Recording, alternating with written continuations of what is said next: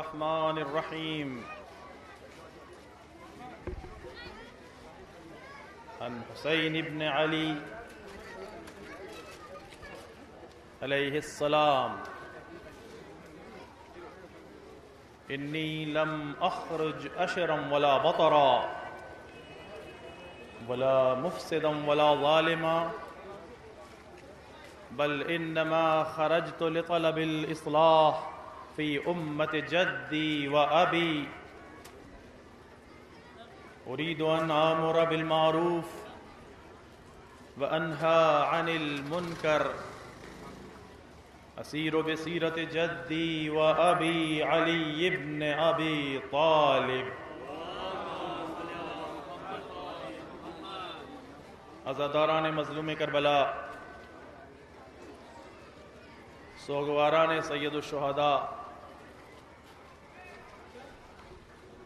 اس وقت آپ یہ جلوس عزا لے کر، جس کے اندر مختلف شبیہ ہیں، ساتھ میں ہیں، تشریف لائے ہیں، اور یہ ایام عزا کے وہ آخری ایام کہ جس کے بعد آنے والی تاریخ اربعین سید الشہداء امام حسین علیہ السلام سے منسوب ہے، آنے والی ہے. سوگوار ہیں، ماتمدار ہیں،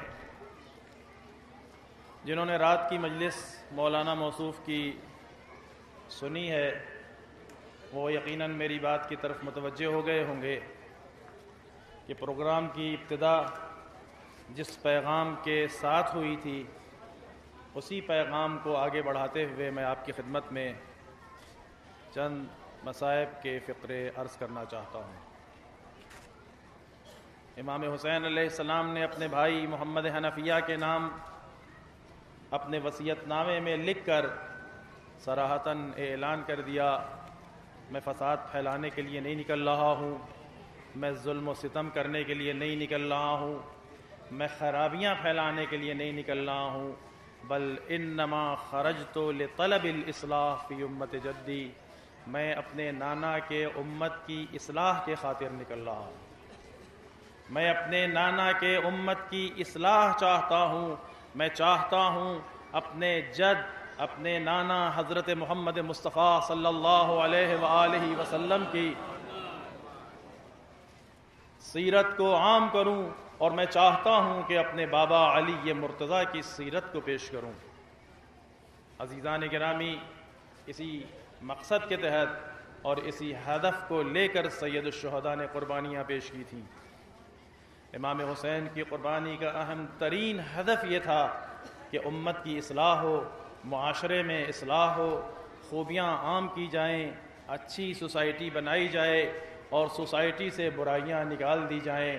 اور اس خاطر خود سید الشہداء نے یہ آواز دی تھی کہ اگر اس کام کے واسطے میرے خون کی ضرورت ہے تو اے تلوارو مجھے گھیر لو. فیا سیوف خذینی، اے تلوارو مجھے گھیر لو، یعنی حسین اپنی قربانی پیش کرنے کے لیے تیار ہے. اور اتنا ہی نہیں بلکہ صراحتاً یہ اعلان کر دیا تھا، الموت اولا من رکوب العاری والعار اولا من دخول الناری. موت ذلت کی زندگی سے بہتر ہے. لیکن صرف اتنا کہہ کر سید الشہداء خاموش نہیں رہے کہ ذلت کی زندگی سے موت بہتر ہے، بلکہ اس کے بعد دوسری بات بیان کر کے یہ واضح کر دیا کہ اگر کسی جگہ پر دنیاوی اعتبار سے، اگر کسی مقام پر دنیاوی لحاظ سے دنیا مجھے سمجھ رہی ہو کہ میں ذلیل کیا جا رہا ہوں، دنیا یہ سمجھ رہی ہو کہ ہم ذلیل ہو رہے ہیں، لیکن مقابل میں جہنم کی آگ ہو، تو ہم اس ذلت کو بھی برداشت کرنے کے لیے تیار ہیں. اسی لیے واقعہ کربلا پر روز عاشورہ، عصر عاشورہ پہنچنے پر یہ واقعہ تمام نہیں ہوا تھا، بلکہ حسین کے اس دوسرے پیغام کو عملی شکل دینے کے لیے حسین کی بہن زینب نے وہ قربانیاں پیش کی ہیں جو تاریخ میں نظیر نہیں رکھتی، یعنی والعار اولا من دخول النار، جہنم میں جانے سے بہتر سمجھتے ہیں، جہنم کی آگ سے بہتر سمجھتے ہیں کہ اس دنیا میں ذلیل ہو جائیں۔ ورنہ آپ تصور کیجئے عورتوں کا ہاتھ پشت گردن باندھ دیا جائے، تصور کیجئے جن بیویوں کو کسی نے بے پردہ نہ دیکھا ہو، جن کے سائے کو کسی نے نہ دیکھا ہو، ان عورتوں کے ہاتھ پشت گردن رکھ کر باندھ دیے جائیں، سر سے مقنا اتار لیا جائے، چادریں اتار لی جائیں، اور ایسے اونٹوں پر بٹھا دیا جائے جن پر نہ محمل ہو نہ کجاوا ہو، کسی قسم کا کوئی اہتمام نہ ہو۔ تاریخ لکھتی ہے بیویوں کو ایسے اونٹ پر بٹھا دینے کے بعد رسیوں سے جکڑ دیا جا رہا تھا تاکہ یہ بیویاں راستے میں چلتے ہوئے اونٹوں سے گرے نہیں، اور مسئلہ یہ نہیں تھا کہ یہ بیویاں گرے نہیں، اس لیے کہ اگر یہ گریں گی قافلہ رکے گا اور ہمارا پروگرام خراب ہوگا۔ ہم اس قافلے کو تشہیر کرنے کے لیے لے چل رہے ہیں، ہم اس قافلے کو اس لیے لے کر چل رہے ہیں تاکہ اپنی فتح و کامرانی کا اعلان کریں، ہم اس طریقے سے بیویوں کو اس لیے لے کر جا رہے ہیں تاکہ اس طرح سے ہم بتا دیں کہ واقعاً سرزمین کربلا پر ہم کامیاب ہوئے، حسین کامیاب نہ ہو سکے، لیکن واقعاً کامیابی اسی کی ہوتی ہے جو ہمیشہ باقی رہنے والی ہوتی ہے۔ اس وقتی کامیابی پر ناز کرنے والا یزید آج مٹ گیا، آج فنا ہو گیا، آج ختم ہو گیا، اس کا کہیں وجود بھی باقی نہیں رہ گیا۔ لیکن ان تمام چیزوں کے واسطے جو قربانیاں پیش کی گئی ہیں اس کی کوئی نظیر نہیں پائی جاتی۔ عزیزان گرامی، عزاداران امام مظلوم، بیویوں کا قافلہ جب لے جایا جا رہا ہے، تاریخ لکھتی ہے ایک مقام پر لا کر قافلے کو روک دیا گیا۔ جب لا کر قافلے کو روکا گیا، زینب نے بڑھ کر پوچھا قافلہ کیوں روکا گیا ہے؟ کوفے میں داخل ہوتا ہوا قافلہ روک دیا گیا۔ زینب نے کہا قافلہ کیوں روکا گیا ہے؟ کہا درباروں کی آرائش ہو رہی ہے، بازار سجائے جا رہے ہیں، کرسی نشینوں کا مجمع بیٹھ رہا ہے تاکہ وہاں پہنچنے کے بعد آپ کی تشہیر کی جا سکے۔ زینب نے آواز دی آؤ بیویوں، میں بد دعا کرتی ہوں، تم آمین کہنا۔ ایک رسن میں بندھی ہوئی بیویاں سب کو لا کر ایک جگہ پر جمع کر لینا۔ بیویوں نے ہاتھ بلند کیا۔ زینب چاہتی ہے بد دعا کرے کہ ایک مرتبہ زنجیروں کے کھنکنے کی آواز سنائی دی، پلٹ کر دیکھا سید سجاد، ہاتھوں میں ہتھکڑیاں ہیں، پاؤں میں بیڑیاں ہیں۔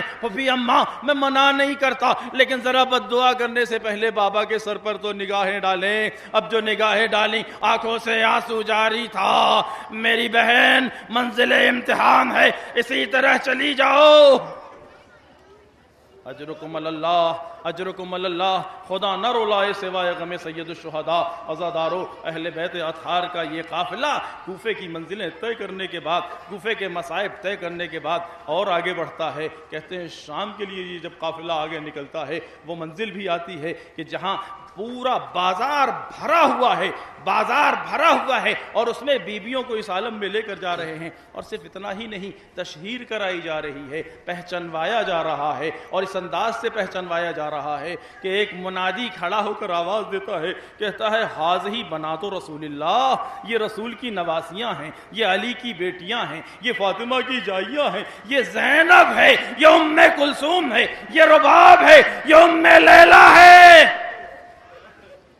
کسی نے بڑھ کر سید سجاد سے کہا مولا، فرزند رسول، میں آپ کی مدد کرنا چاہتا، آپ بتائیں کیا مدد کر سکتا ہوں؟ میرے آقا، میں جو بھی کہیے گا میں خدمت کرنے کے لیے تیار ہوں۔ تو جانتے ہیں امام نے کیا فرمایا؟ کہا اے بھائی، ان تماشا بینوں کے واسطے کٹے ہوئے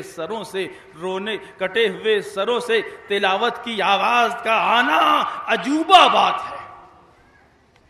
ان کٹے ہوئے سروں کو جو نیزہ بردار نیزہ لیے ہوئے کھڑے ہوئے ہیں، ان کو جا کر کچھ رقم دے دو تاکہ وہ ان بیویوں سے دور چلے جائیں، تاکہ ان بیویوں سے دور چلے جائیں جن کے سروں پر چادریں نہیں ہیں، جن کے سروں پر مخنا نہیں ہے، تاکہ ان تماشا بینوں کی نگاہیں ہمارے شہیدوں کے کٹے ہوئے سروں پر ٹکی رہے۔ میری ماں اور بہنوں کو ننگے سر وہ نگاہیں نہ دیکھ سکے۔